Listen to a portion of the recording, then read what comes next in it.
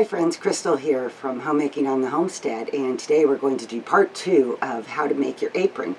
Part 1 video went out a few days ago. If you didn't get to see that, I will have it linked below and probably linked up here for you too. Today I'm going to show you how we're going to take all the pieces that we cut out last time and assemble them into this little apron. Alright guys, let's get sewing. To begin with, we're going to put the hem at the top of the apron and along the bottom. To do this, you're going to start by folding over the top about 1/4 of an inch. You can just eye it, you don't need to measure it, and iron that down.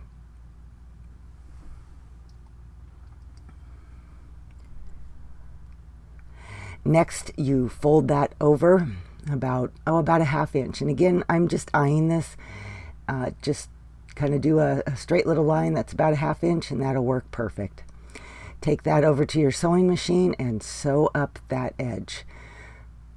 This takes care of the raw edge at the top of your apron. And excuse that little bit of green tape there. I had it as a 1-inch measurement when I was doing some quilting one time, and I've never removed it.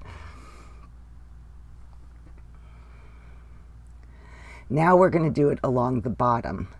Same thing, you do 1/4 of an inch, iron it, 1/2 inch, fold again, iron that, and then sew that down. And there you go, your apron is hemmed at the top and at the bottom. Now along the long side, we're going to repeat that same process. You're going to fold it over about 1/4 inch, then about 1/2 inch, iron it down. Do it to both sides and sew those seams down. So now your raw edges are covered and the apron is hemmed. Alright, now we're going to work on the sides, and we're going to be making casings. This casing is so that the strap can go through it. The way you do that is from the raw edge, measure down 1.5 inches. You can use, I'm using a quilting type ruler, you can just use a regular ruler, but set to a pin on each side, and then fold a straight line down between those 2 pins. And iron that down. You can remove the pins then at that point, and you're going to fold over another 1/4 inch just like we did before and iron that down.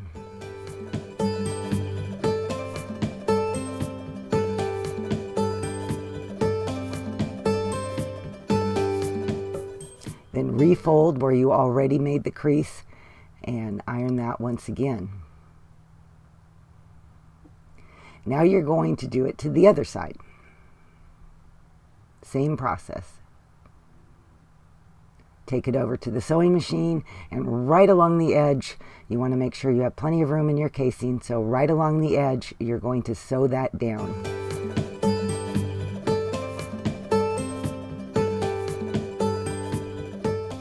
And do that to both sides.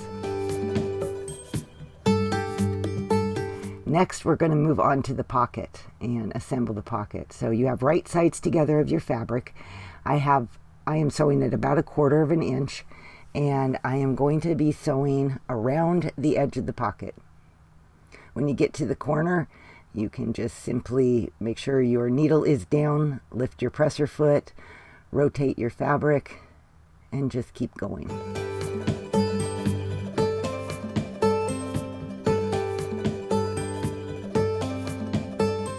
Now on the second long side, you're going to stop maybe about 1/3 to halfway through, and you're just going to pull the fabric forward and leaving a gap that is not sewn. And that is so that we can turn the pocket inside out when we're done. And then you just keep on going.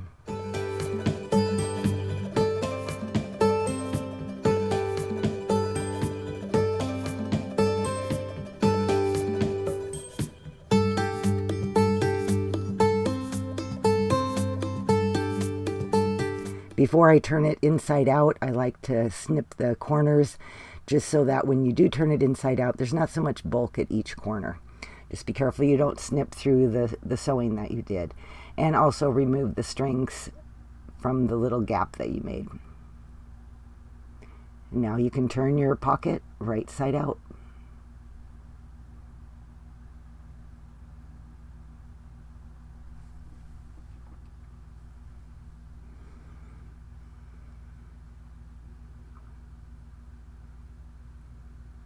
I find it helpful. I use a chopstick and I just kind of gently push on the corners to make sure that they're completely out.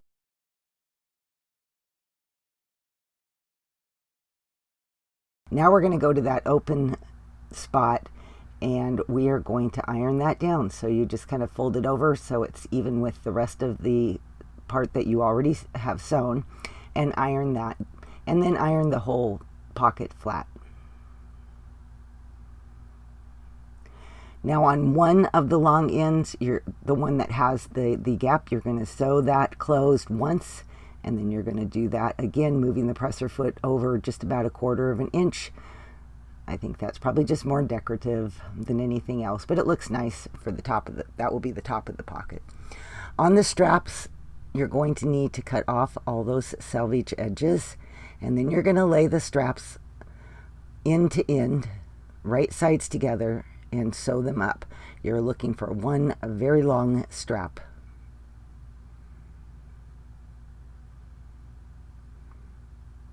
I didn't realize my camera wasn't really getting the sewing part, but you get the idea of what I was doing. Now you have this one long piece of fabric.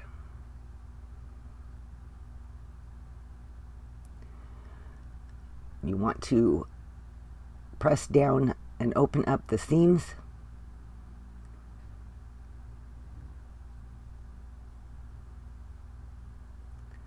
Now we're going to begin to make the strap. So you're going to start by taking your fabric and folding it in half in the long way and ironing that down. And you're just going to do that all the way down this strap.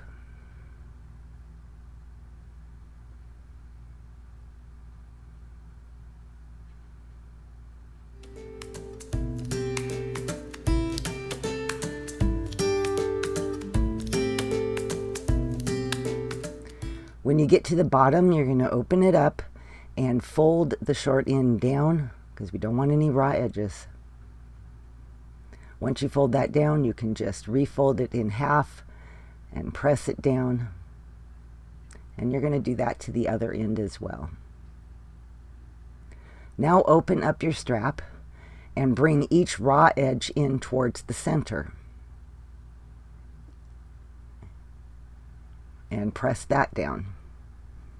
You do that on both sides, all the way down to the end of the strap.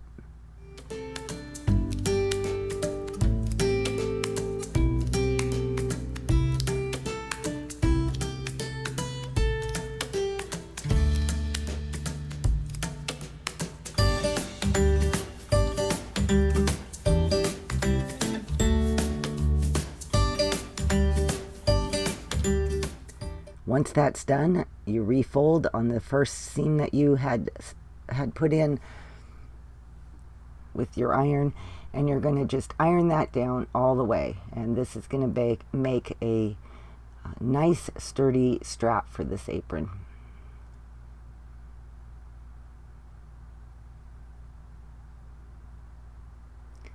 So before we get to sewing that up, I'm going to attach the pocket to the apron.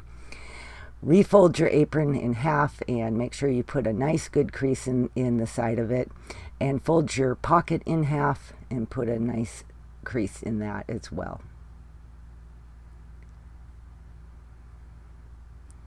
Lay out your apron and your pocket, and you're going to line up the two creases that you just ironed in and make sure it sits straight. I placed the pocket about 4 inches. The bottom of the pocket is about 4 inches up from the bottom of the apron. Once you have it in place, go ahead and put some pins in so it doesn't shift around and move. And now you sew up all around the sides of the pocket. And make sure you do a back stitch a bit at the top, because that does take a little bit more strain with the pocket when you put your hands in and out of it. Again, when you get to the bottom corner, lift up the presser foot and just pivot. Just make sure you keep everything straight, your fabric and your pocket, so nothing gets bunched up as you're sewing.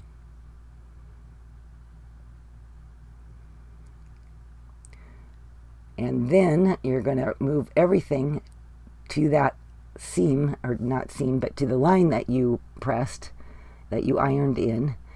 And you're just going to follow that line to sew down the center of the pocket. And again, make sure you go kind of back stitch a little bit there when you get started so that it is strong.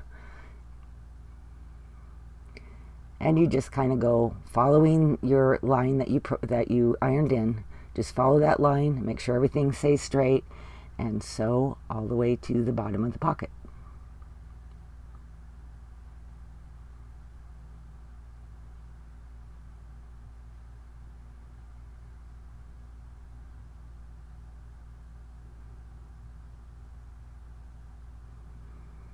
And you can snip all your threads to kind of clean it up. Okay, now we're going to sew the strap. So on the open end, you're going to just start by sewing all the way down.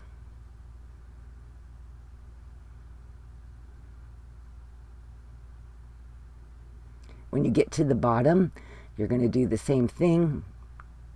Lift your presser foot, turn it around, go across the short end, and then you're going to sew all the way back up the other side.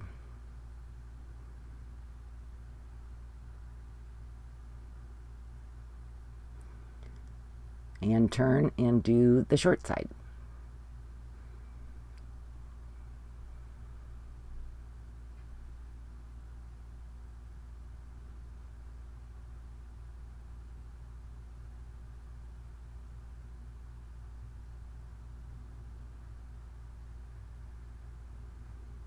Snip off all the threads, and now you have a finished apron strap.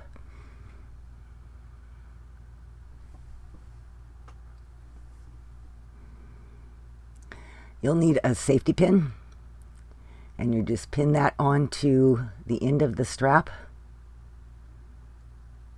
And now you're going to feed this through the casing that you made in the apron.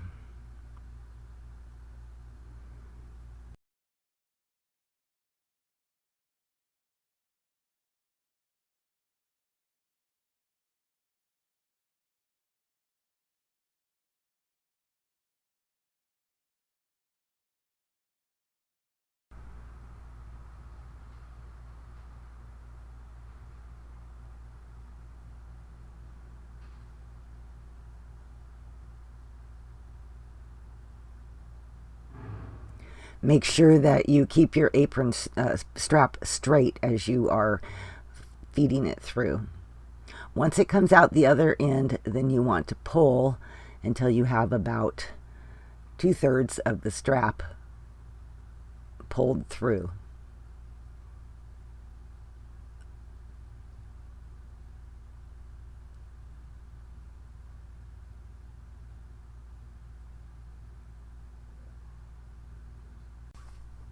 Then you're going to feed the strap through the other side.